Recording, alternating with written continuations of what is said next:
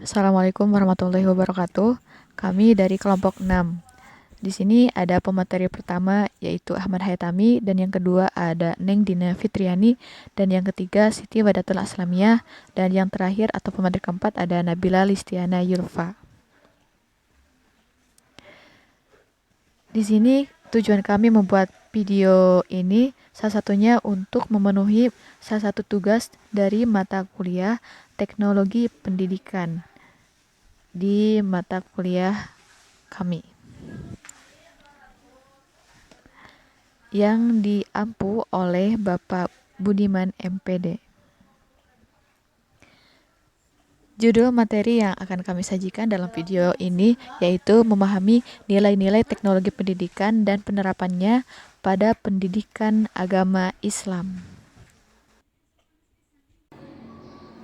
Assalamualaikum warahmatullahi wabarakatuh. Hamdan wa syukranillah amma ba'du. Alhamdulillah, pada kesempatan kali ini kita akan membahas tentang memahami nilai-nilai teknologi pendidikan dan penerapannya pada pendidikan agama Islam atau PAI. Adapun rumusan masalahnya, yang pertama, apa yang dimaksud dengan teknologi pendidikan? Kedua, bagaimana proses teknologi pendidikan? Dan yang ketiga, bagaimana penerapannya pada pendidikan agama Islam.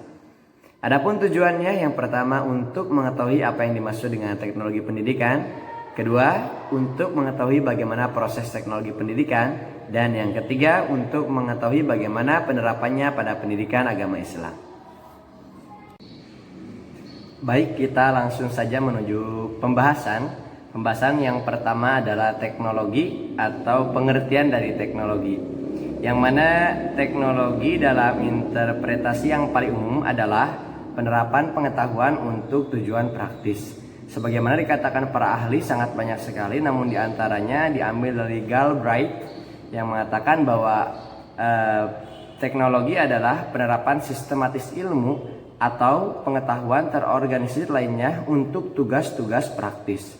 Ada lagi yang berkata, Hoover dan Rieber tahun 1995 mengatakan bahwa teknologi menurut definisi menerapkan pengetahuan saat ini untuk beberapa tujuan yang berguna.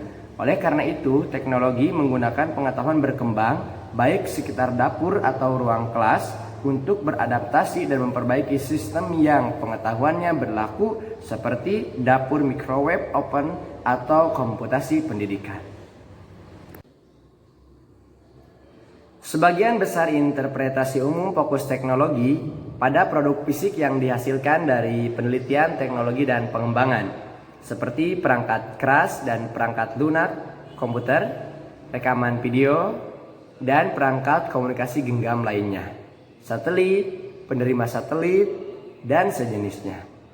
Yang mana beberapa orang menyebut sisi teknologi sebagai teknologi keras, sementara pemesanan teknologi lunak untuk merujuk pada proses intelektual.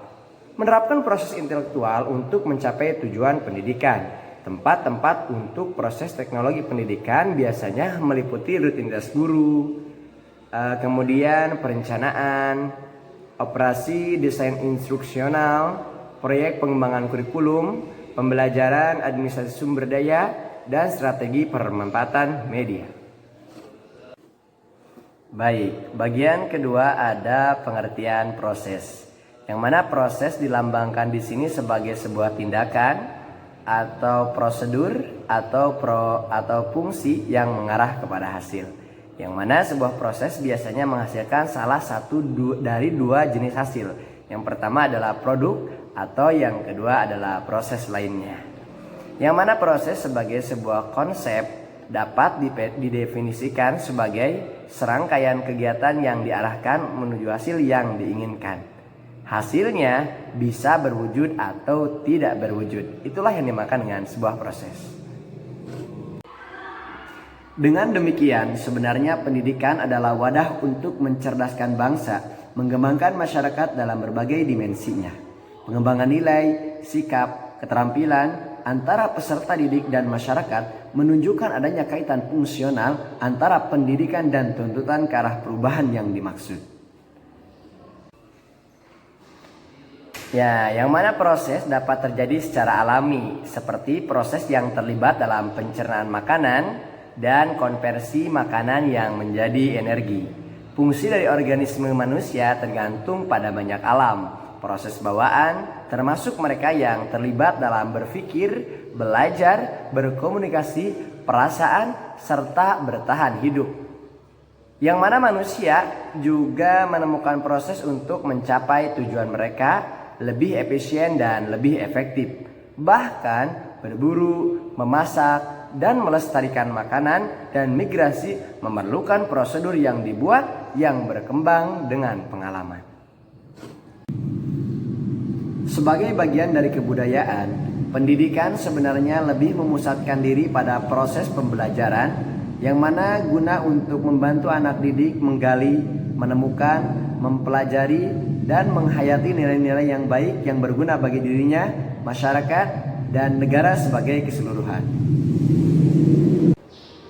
Upaya yang dilakukan untuk memenuhi tuntutan tersebut adalah dengan cara memanfaatkan teknologi pendidikan, khususnya proses pembelajaran atau belajar mengajar, yaitu dengan pendekatan teknologis.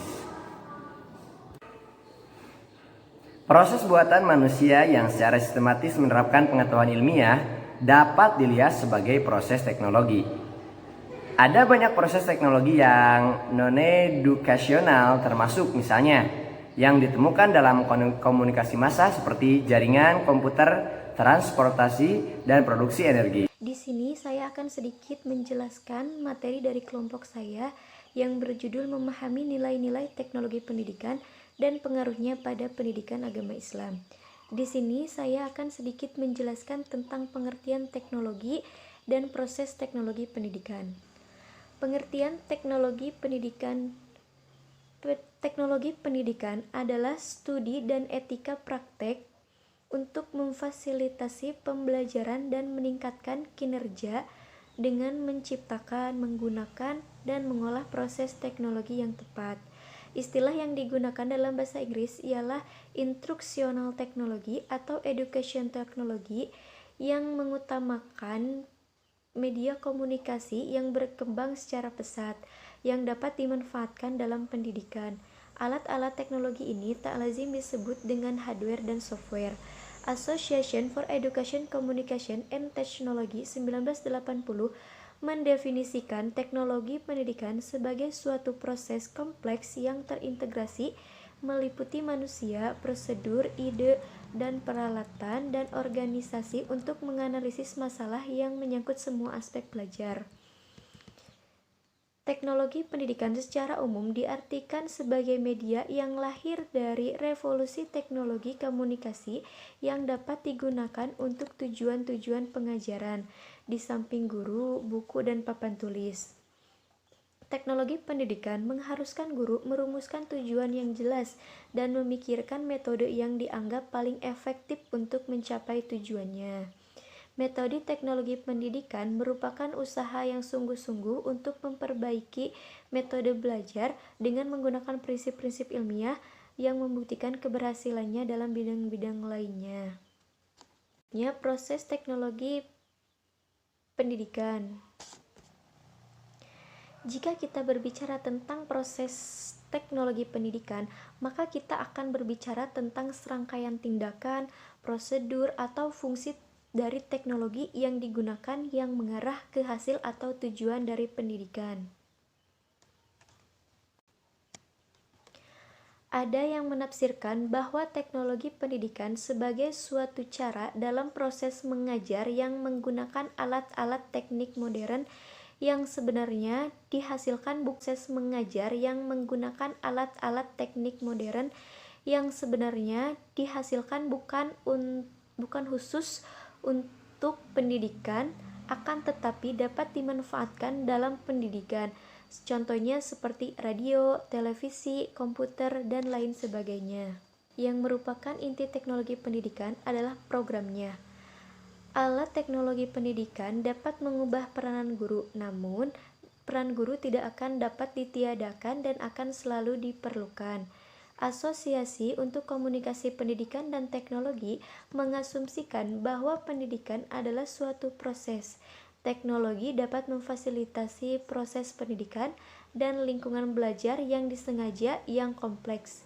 Penjelasan dari asumsi yang memberikan orientasi filosofis studi dan praktek proses teknologi pendidikan ialah asumsi pertama, pendidikan adalah serangkaian tindakan, tujuan, dan operasi proses. Asumsi kedua, teknologi dapat memfasilitasi proses pendidikan. Nah, masyarakat pada umumnya menganggap teknologi baik sebagai alat untuk mencapai tujuan proses pendidikan. Asumsi ketiga, lingkungan belajar yang disengaja merujuk pada peristiwa tujuan pendidikan yang melibatkan peserta didik dalam beberapa interaksi bersama orang-orang, tempat, dan lain sebagainya. Pengalaman dengan alat teknologi pendidikan membuktikan bahwa proses belajar mengajar guru tetap memegang peranan penting. Ada pula macam-macam teknologi pendidikan. Menurut Davis ada 3 macam. 1. Pendidikan teknologi 1, yaitu mengarah pada perangkat keras seperti proyektor, laboratorium, komputer. Teknologi ini dapat mengotomatiskan proses belajar mengajar. 2. Teknologi pendidikan 2. Teknologi pendidikan 2 mencakup perangkat lunak, yaitu menekankan pentingnya bantuan kepada pengajar, terutama dalam kurikulum, dalam pengembangan instruksional, metodologi pengajaran, dan evaluasi. 3. Teknologi pendidikan 3, yaitu kombinasi dari 2 teknologi yang tadi, yaitu perangkat keras dan perangkat lunak. Ini mengutamakan ke arah pendekatan sistem sebagai alat meningkatkan manfaat dari apa yang ada di sekitarnya.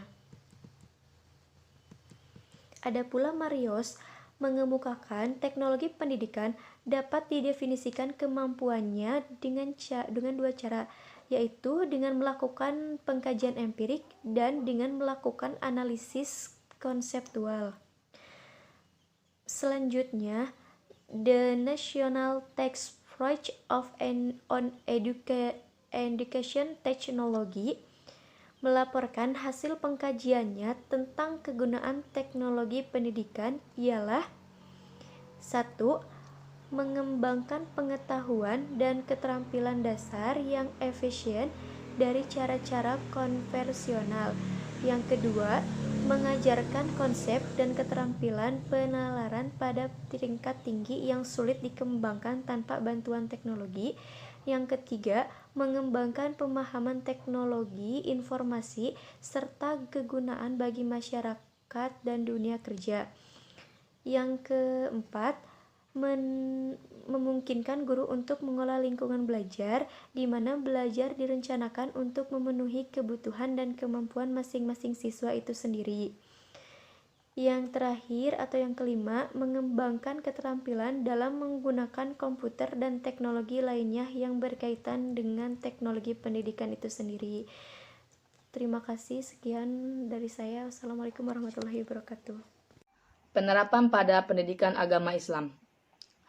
Dalam prakteknya, yakni kegiatan pembelajaran teknologi juga dapat memberikan warna dan manfaat dalam pengembangan pendidikan agama Islam tersebut.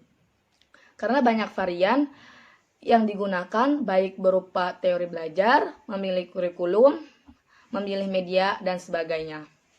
Media sering dikaitkan dengan kata teknologi. Teknologi merupakan perluasan konsep tentang media, di mana teknologi bukan sekedar benda, alat, bahan, atau perkakas, tetapi tersimpul pula sikap, perbuatan, organisasi, dan manajemen yang berhubungan dengan penerapan ilmu. Oleh karena itu, kegiatan pembelajaran agama Islam perlu menggunakan dan memaksimalkan media pembelajaran yang dapat menunjang terhadap pengembangannya pendidikan agama Islam tersendiri. Mulai dari pendidik yang harus memahami tentang agama, materi yang disampaikan, media yang digunakan, maupun lingkungan yang harus dapat mengembangkan pendidikan agama Islam. Dalam hal ini, teknologi sangat memberi manfaat besar yang mempermudah siswa dalam menerima pelajaran. Disadari atau tidaknya, dengan adanya teknologi atau media dalam proses kegiatan, pembelajaran siswa akan lebih tertarik atau lebih mudah jika dibandingkan dengan tidak adanya menggunakan teknologi ataupun media. Akan tetapi, jika seorang pendidik tidak bisa memanfaatkannya dengan baik, semisal tidak bisa menggunakan teknologi itu atau gaptek dan teknologi, maka itu akan memberi kesan tersendiri pada dirinya sendiri. Di sini ada 7 manfaat lain dari penggunaan teknologi dalam proses pembelajaran agama Islam. Antara lain yang pertama, media teknologi pendidikan membuat pendidikan agama Islam lebih produktif. Dan yang kedua, media pendidikan membuat kegiatan pendidikan agama Islam lebih ilmiah. Dan yang ketiga, media teknologi pendidikan dapat membuat pengajaran lebih powerful. Dan yang keempat, media pendidikan dapat membuat kegiatan belajar mengajar agama Islam lebih langsung. Dan yang kelima, media teknologi pendidikan dapat membuat pencepatan pendidikan agama Islam lebih sebanding. Dan yang keenam, meningkatkan mutu pendidikan dengan jalan mempercepat pengetahuan atau rate of learning. Yang ketujuh atau yang terakhir, memberikan penyajian pendidikan agama Islam yang lebih luas. Teknologi pendidikan dalam proses pembelajaran dalam pendidikan Islam dapat terlihat dengan adanya beberapa program yang dikembangkan untuk dipakai dalam keefektifan proses belajar mengajar. Di antaranya ada program e-learning dan program ubiquitous computing.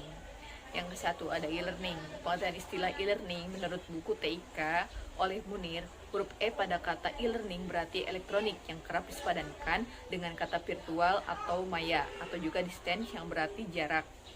Dari sini kemudian muncul istilah virtual learning atau pembelajaran di dunia maya atau juga distance learning, merupakan pembelajaran jarak jauh. Kata learning sering diartikan dengan belajar pendidikan atau education atau pelatihan yang disebut juga training. Jadi, e-learning berarti pembelajaran dengan menggunakan media atau jasa bantuan perangkat elektronika atau network yang memungkinkan tersampaikannya bahan ajar kepada para peserta didik menggunakan media teknologi informasi berupa komputer dan jaringan internet atau intranet.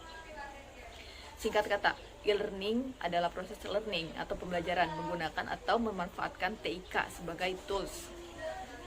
Dengan e-learning, belajar dapat dilakukan di mana saja, kapan saja, melalui jalur mana saja dengan kecepatan akses apapun. Dalam pembelajaran e-learning, pengajar dan peserta didik tidak perlu berada di tempat dan waktu yang sama untuk melangsungkan proses pembelajaran. E-learning memperpendek jarak antara pengajar dan peserta didik sehingga proses pembelajaran berlangsung secara efisien dan efektif. Saat ini, e-learning telah berkembang dalam berbagai model pembelajaran yang berbasis TIK seperti CBT atau Computer Based Training, CBI Computer Based Instruction, Distance Learning, Distance Education, CLE, Cybernetic Learning Environment, Desktop Video Conferencing, dan sebagainya. Yang kedua ada ubiquitous computing. Nah, ubiquitous computing dapat didefinisikan sebagai pengguna komputer yang tersebar di mana user berada. Sejumlah komputer disatukan dalam suatu lingkungan dan tersedia bagi setiap orang yang berada di lokasi tersebut. Setiap komputer dapat melakukan pekerjaan yang dipersiapkan untuk tidak banyak melibatkan intervensi manusia atau bahkan tanpa harus mendeteksi di mana pemakai berada.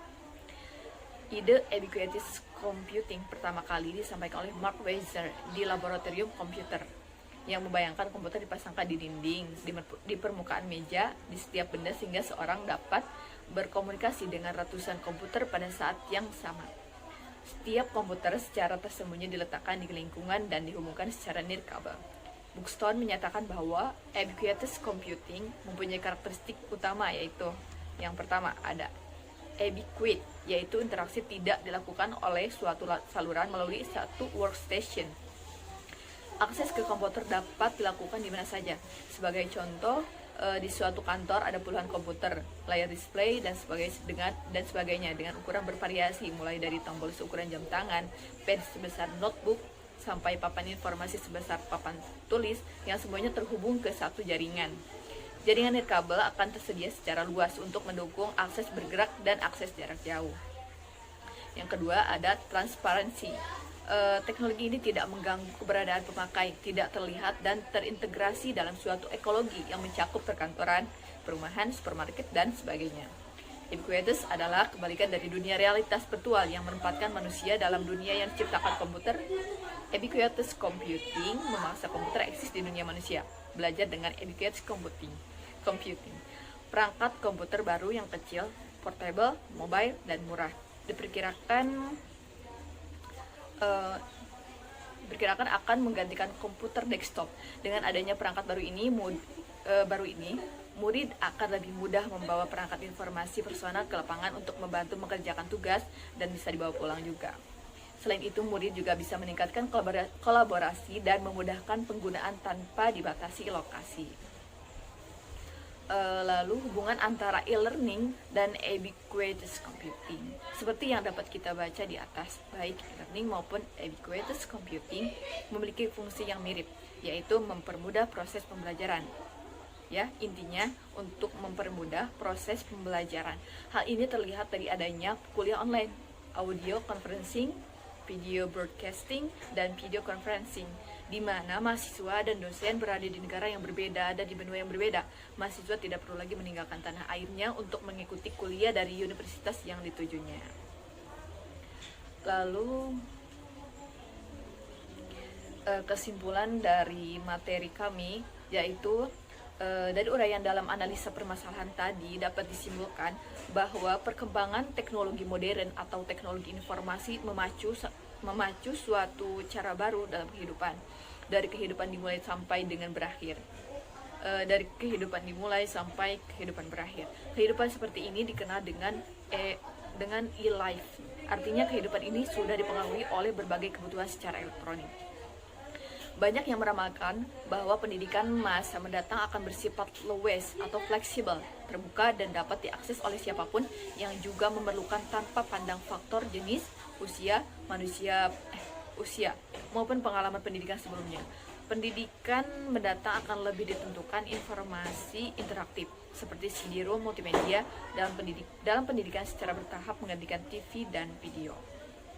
Dengan adanya perkembangan teknologi informasi dalam bidang pendidikan, maka pada saat ini sudah dimungkinkan untuk diadakan belajar jarak jauh dengan menggunakan media internet untuk menghubungkan antara mahasiswa dengan dosennya. Melihat nilai mahasiswa secara online, mengecek keuangan, melihat jadwal kuliah, mengirimkan berkas tugas yang diberikan dosen dan sebagainya, semuanya itu sudah dapat dilakukan. Namun dari peran teknologi modern dalam pendidikan, tidak sepenuhnya teknologi berperan positif. Tetapi ada pula pengaruh negatif dari teknologi modern yang digunakan dalam proses pembelajaran. Untuk itu, dibutuhkan tenaga pendidik yang dapat memilih dan memilah media serta penggunaan yang selektif dalam pembelajaran. Sekian dan terima kasih atas perhatiannya. Mohon maaf apabila banyak kesalahan dari kelompok kami.